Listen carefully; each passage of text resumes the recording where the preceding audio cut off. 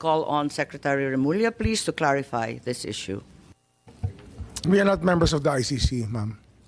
So, whatever relationship we have with the ICC is on an arm's length basis if we have to talk to them. But we have never spoken to them. I'm we sorry, have never Secretary, spoken to them. I didn't hear you. Whatever relationship we have It's on an arm's length basis, meaning very transparent if ever. But we have never spoken to them. arm's length. Yes, ma'am. So you have had contact even at No, ma'am. arm's length? We do not have any contact. What we're saying is we are very transparent about what we do, and we have never had any contact with the ICC. So you uphold the statement of the President saying that the ICC has no jurisdiction here in the Philippines. Is that correct? Ma'am, jurisdiction of the ICC is throughout the world. We belong to a community of nations Regardless that of is those tied who are together by a legal system called international humanitarian law. It is something adopted by more than 150 countries in the world. International humanitarian law, which became a law in 2009 or 2010. And that law, that domestic law, is what we adhere to in this case. Are you referring to RA 9851? Yes, ma'am. Because you indicated the date of 2009, is that correct? Yes, ma'am. Thank you. So therefore, we are not members of the ICC. We are not members of the ICC since President Duterte withdrew our membership in 2018, effective 2019. Okay. That being the position of the DILG, I assume that Secretary Remulla in the DILG also maintains the same. Yes, ma'am. I defer to the wisdom of the Department of Justice. And the PNP, General Marbil, please. Yes, Madam Chair. Thank you. If that is therefore an unqualified yes, and you are in agreement with the President that the ICC has no jurisdiction whatsoever, what was the DOJ referring to as the ICC's jurisdiction in the Philippines being different from us being a member? What is the distinction, please? Ma'am, the ICC tries people for individual crimes, not states. So the Philippines, as a state, cannot be called upon by the ICC to do something for them. But when the ICC is running after individuals who are Filipino citizens, then that obligation becomes another kind of obligation. So that therefore the Senate ratification of the ICC at the time that it was ratified is of no weight. Regardless, you will fall under the jurisdiction of the ICC under Well, for the individuals- so-called international. Yes, madam. humanitarian- that is your belief, DOJ. Yes, madam. When there are Regardless of individuals being a party being or not when being a there are party? individuals being asked by the ICC to explain, it is another matter. As a state is different from an individual. We all know that we have to. I think that is the not the individuals question. being charged by the ICC will have to face the ICC. I'm perplexed. The DFA made it very clear that as we withdrew, we are no longer a state party to the treaty. And now you're saying that we can nevertheless fall under the ICC, under the generic rubric of international humanitarian law. So it doesn't matter whether you sign or do not sign, whether Yes, ma'am. you ratify It or doesn't do not matter, ma'am. ratify. It doesn't makes no matter. difference. That doesn't make any difference anymore. Are you certain? I'm certain. Okay, Attorney Saret, please, from DFA. Is that the position of the DFA? Madam Chair, I concur with my USEC, the current acting SFA, that as far as we are concerned, we're no longer members of the ICC, ma'am.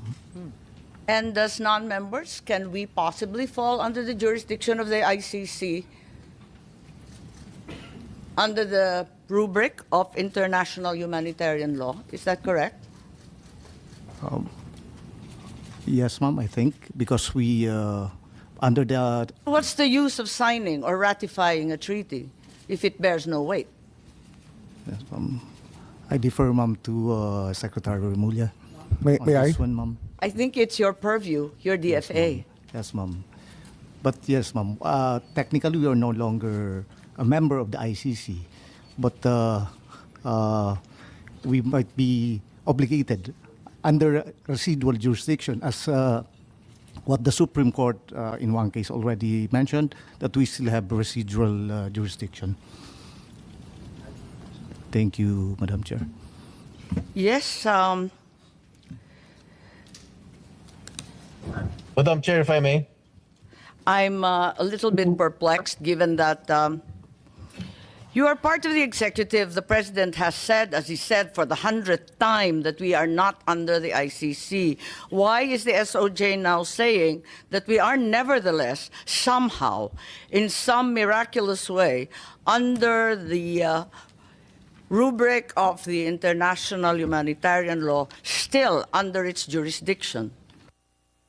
Your Honor, it is not the Philippines that is under the jurisdiction. It is the individuals who are charged by the ICC, which is under the jurisdiction. There is a distinction, ma'am. Please explain. As non-members of the ICC, and as a state, the ICC has no jurisdiction over us as a country. But over the individuals who may have committed crimes that violate international humanitarian law, that is a universal value being held by the whole world today, that people cannot cross borders and hide behind boundaries so that they can run away from the law. International humanitarian law is something adopted. The principles are adopted by more than 150 countries throughout the world, Your Honor. Are you of the position, therefore, that international humanitarian law, as you said, is customary law? Is that the consideration? It is already customary law now. As we speak, it has become customary law throughout the world. Are you aware that procedural and admin matters do not form part of customary law?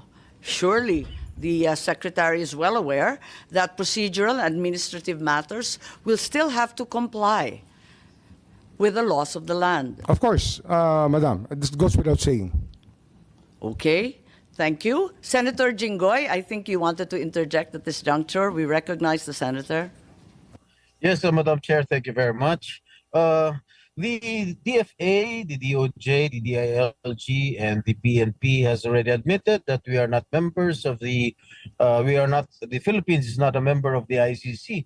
Therefore, why did we surrender a Filipino citizen before the ICC? Anyone can answer, Madam Chair.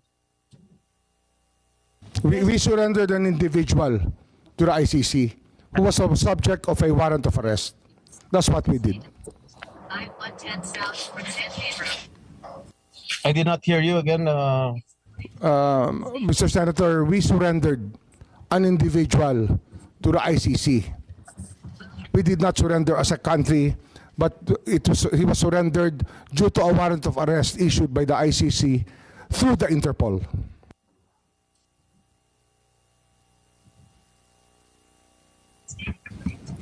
Senator Jinggoy, any follow-up questions, please? Thank you. If that's the case, while we've attempted to retrieve Senator Jinggoy, let me just pursue the question of the international humanitarian law being customary law. Since procedural and administrative matters do not fall under customary law, ICC processes, therefore, are not part and parcel. Madam Chair, the distinction of the ICC process of issuing a warrant of arrest is something accepted through a treaty, the International Police Organization. You have just contradicted yourself, sir. You said it was customary, and now you're saying it's by treaty. Clearly, we can be very humanitarian technical law- about it, ma'am. Sorry. But we can be very technical about it if you wish to be. But the fact is, it is our accession to the Interpol which made all of this possible. We will go to the Interpol later. Let us discuss the ICC at this juncture. So while I will go with you for the sake of argument that the IHL, or International Humanitarian Law, has now become accepted as part of international customary law, I am unable to accept that ICC processes and administrative procedures as well are now part of customary law. I don't think so. The processes are not part of customary law. We have our own administrative processes. If you ask me about this, Madam, we can say that the IHL is the domestic law that we followed in recognizing the warrant of arrest issued against Rodrigo Roa Duterte. Which domestic law and process did Republic Act 9851, Your Honor. as mentioned previously? Yes, as mentioned previously, and within the provisions allows us two options, either extradition or surrender. We chose the executive mode, which is surrender.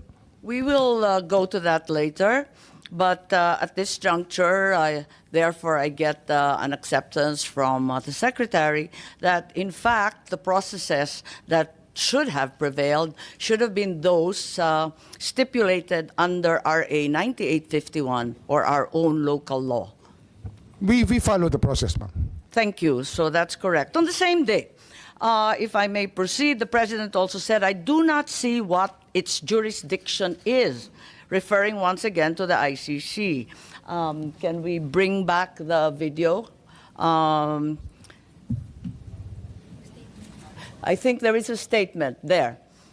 I feel that we have in our police and judiciary a good system. We do not need assistance from any outside entity. Again, as part of the executive department, you have subscribed to this view, I assume. Yes, Madam. So to clarify, the statement means that the President was not recognizing the jurisdiction of the ICC over the crimes allegedly committed by the former President. Is that correct? We do not recognize the jurisdiction of the ICC over our country. What we recognize is the jurisdiction of the ICC over individuals who may have violated international humanitarian law by committing murder and other heinous crimes. If I may, I think the President was referring to the jurisdiction of the ICC over crimes, specifically crimes committed by PRRD. Isn't that so? Can you rephrase your question, ma'am? Well, you said that while the ICC has no jurisdiction over the Philippines as a state, it maintains jurisdiction over individuals and crimes under Yes, the ma'am. international humanitarian order. Yes, ma'am. Right. What the President said is that there is no jurisdiction over the crimes committed by the former President, Well, because we have a functioning police and judiciary system. Unless you submit that we don't. submit that we don't what, ma'am? That we don't have a functioning police force. We have a functioning or police a force. judiciary. We have a judiciary. But what we are dealing with here You're is crimes contradicting your committed President, 14 years Secretary. ago to 2019. We're talking about a timeline, Your Honor, that we were not even here yet, and that it was very hard. Ma'am, may I Yes. continue? Yes, carry on. Well, yeah. it is very difficult for us. We made our No, the commitments. President made it very clear. We have made our a functioning- commitments to the United Nations that we would investigate all of these crimes committed during the drug war. And it was not a very easy task, ma'am, because the people that we expect to be cooperating with us were not. So, although we're still doing our investigations on the EJ case, on the extrajudicial killings committed during that time, Yes, I'm not reviewing the drug war. This is a Foreign Relations Committee hearing. Yes, ma'am. But in this statement, the President clearly means jurisdiction over individuals. It's very, very clear. There's no area for quibbling. And if you say there's jurisdiction over individuals, I don't believe that you are in agreement with your president. As a matter of fact, the ICC does not try countries, after all. They do try Our individuals, views however. evolved during times, at times. And I don't So you know do admit if he that still you- has the same view up to today, because we are talking about a clip which was done 1.5 years ago. Our minds can change, ma'am. We cannot just stay in one rut and say that this is the absolute, because our minds may change, and we are allowed that by the law of man and the law of God. Yes, of course. Of course, we all change our minds, and Mr. Secretary. So you are saying that the president changed his mind. Well, When did he I change cannot his speak mind? for him, Madam. I cannot speak for him. Your conclusions are really your own, and I cannot adopt your conclusions here. They're not my conclusions. It's a bold statement, which really. Well, your does not- statements of belief are your own, ma'am. I cannot adapt to your statements of belief, but I will respect them. The statement of the president is very, very clear-cut. I would like to show also a letter in December of 2023. Do we have it on hand? Can you enlarge it so that it's much clearer?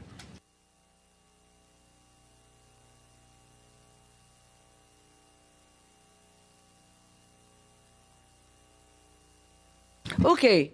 On screen is a letter dated 15 December 2023 addressed to Vice President Sara Duterte, where the President says that the jurisdiction of the ICC over the Republic after the effectivity of its withdrawal is very much in question, and I'm certain that all the members will echo my views on the matter. Would you like to comment? Anyone would like to comment on the said letter?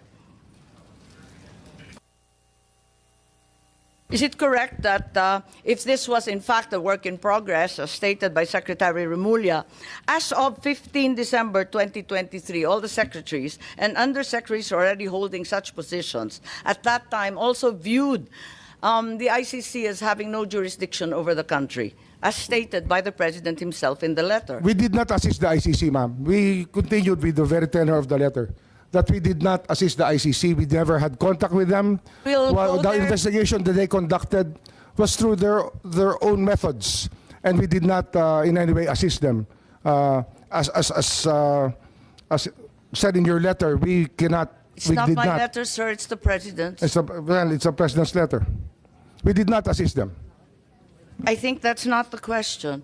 My question is simply to say that as of that date, all those in the cabinet were in agreement with the president's statement. Is that correct, Secretary Teodoro? As of 15 December. Ma'am, the president's statement is binding, and I defer to Secretary Remulla that we did not, that no government agency, the DND, never cooperated with the ICC as in accordance with the statement. Okay, and are there any other secretaries who'd like to verify that? We have Director Anyo, Director General Anyo, I believe you are cabinet rank as well, and the NSC sits with the President. Is it correct to say that everyone maintained the same position? Yes, ma'am, that's correct. But we did not assist the ICC in their investigation. I don't think at this juncture we're asking about assisting the ICC. All we're asking is whether, in fact, you all agree that the ICC had no jurisdiction. I think, ma'am, what we're talking about here is if it's in the case of the former president, the case was committed while the Philippines is still a member of the ICC. Okay. I don't know, is there anyone of cabinet rank as well? I'm certain that the DFA will probably hold the same position, that you were all in agreement with effectively your boss as his alter ego, that the ICC had no jurisdiction, as stated in the letter quite clearly. Yes, Your Honor. Thank you very much, Yusek. Okay, and then in January of 2024, the President then said, let me say this for the 100th time. I think we've seen that clip before. Can we bring it back? Yes, for the 100th time, I do not recognize the jurisdiction of the ICC. The Philippine government will not lift a finger to help any investigation that the ICC conducts. So, at the risk of really belaboring the point, may I confirm is the DOJ, at least as of early last year, was of the stance that ICC had no jurisdiction and the Philippines would not lift a finger, in the words of the President. The ICC never had does not have jurisdiction over the Philippines, Your Honor. And we did not lift a finger to help them at all. So we affirm that we never at any juncture lifted a finger. Yes, Your Honor. Also, I think the Secretary of Justice vehemently asserted the same during that time. May we have the PowerPoint, please?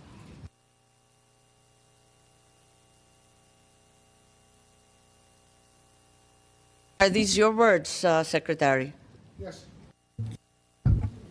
Those are my words. Right. And there is no jurisdiction, and we have an inherent right to determine our own legal framework and address internal matters. Yes, Your Honor. So also there is an assertion that our justice system is robust and functional. Your words, sir. Yes, Your Honor. However, 10 days later, after Secretary Remulla gave the above statement, on 20 February, there seems to be a slight yet significant change in the tone of the President's rhetoric when he said, I am not certain if we have the PowerPoint. Do we have a slide with the President? I don't approve or deny it, but you know they, the ICC, haven't done anything illegal. We will do something about it. We are an open country. Maybe clarified as to what the President meant, given that there seems to be a determined change in attitude, that in fact we are an open country. And until they do, they being ICC, do something illegal, wala siyang gagawin para hintuin sila. Parang naiba ang usapin. I will have to ask what question was asked of the President before I make any response, because I do not know what context the President said those words. I think it's not unclear. Hanggang may gawin sila na illegal. May I ask the PNP, the DFA, anong ibig sabihin if they do something illegal? Na nanghimasok sila, na may ginawa sila sa Pilipinas. Maybe I can answer that better, ma'am. An example would be to take an oath of somebody within the Philippine legal system. They are not allowed to do that. Okay, so until such time as they do something illegal, like requiring an oath of someone being entirely unauthorized as foreigners, is that your meaning? Yes, ma'am. Okay. Does this mean that the Philippine government was allowing the ICC to enter and investigate, provided they did not amount to any illegal action? Nobody ever identified themselves as the ICC when they entered our country, if ever they entered our country. So we did not allow them, if that is the only meaning of your question, we did not allow them, as we did not know any entry of any ICC person in the country. The President's statement seems to suggest otherwise. We are an open country. So Yes, ma'am, but we could not- that there in fact were others coming through. Well, we suppose that people were coming in and out of our borders. We have millions and millions of people entering our ports and airports, and we cannot ask all of them if they are related to the ICC or not. We cannot do that, ma'am. Okay, perhaps we can call on Secretary Año. Did you have any information that, in fact, the ICC had resumed its investigation? Because clearly there is a pivot in the President's statement. Perhaps you can enlighten us? Ma'am, as far as the NSC is concerned, we have not monitored any investigation conducted by the ICC inside the country. So, at no point after the pre-trial chamber authorized the prosecutor to resume its investigation, did in fact resume its investigation in the Philippines?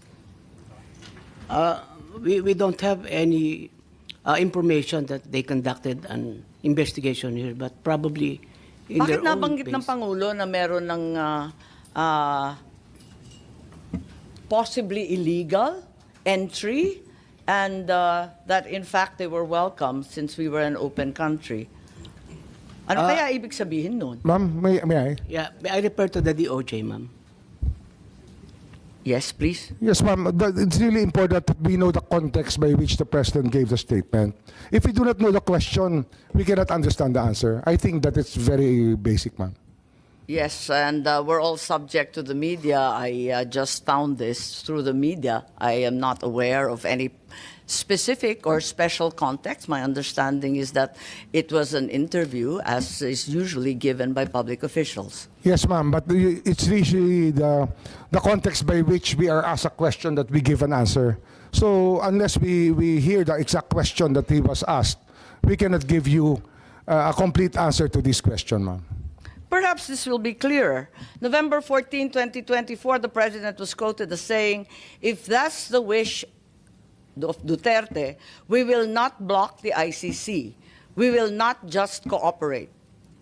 I think this requires no context. It's pretty straightforward and direct.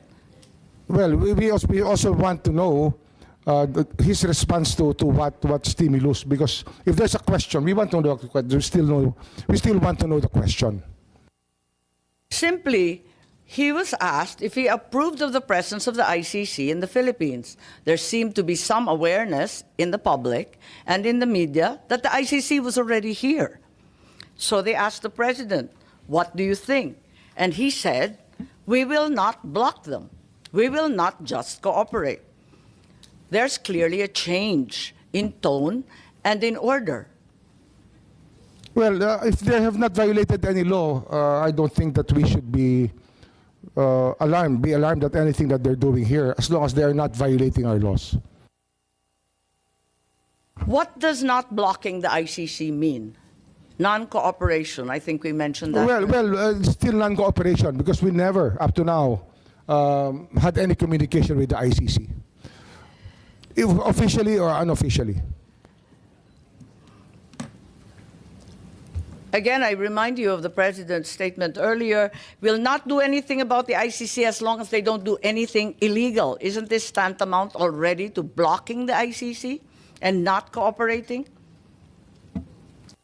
Can you put the question into context, ma'am, please? There is no context. It's simply that previously the president said that the government will not do anything about the ICC, like you commented on, unless they do something illegal in the Philippines. Is this not tantamount to blocking the ICC? Well, blocking the ICC, we never knew that they were here. We cannot do something that we do not even know or identify the people who are supposed to be blocked. So I don't see the logic, ma'am.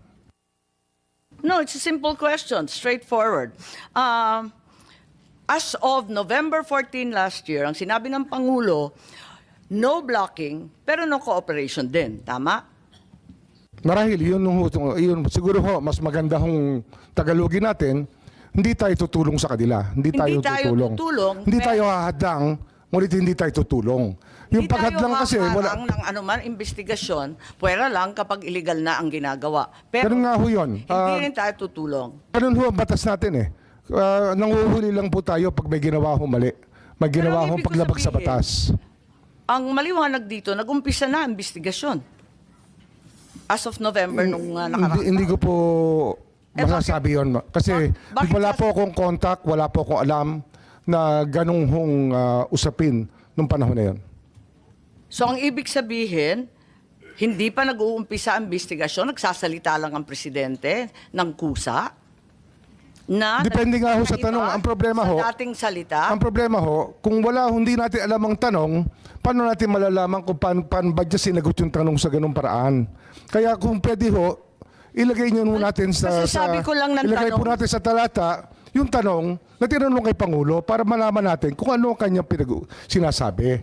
Kasi hindi ho eh. Ang ganitong salita po ay response po sa isang tanong. Kaya dapat yung tanong po sana iharap niyo po sa atin Binasa para ko na- para buo ang pag-uusap. Tsaka sino po ang nagtanong? Anong pagkakataon yun tinanong? Ang media ang nagtanong at ang simpleng tanong, aprobado mo ba ang presensya ng ICC in the Philippines? I think the identity of the media is irrelevant. The question is, does he approve of the ICC in the Philippines? Ang sabi niya, simple lang naman, ay kapag walang illegal, talaga naman sasalubungin natin sa ating bansa pagkat tayo ay bukas at malaya.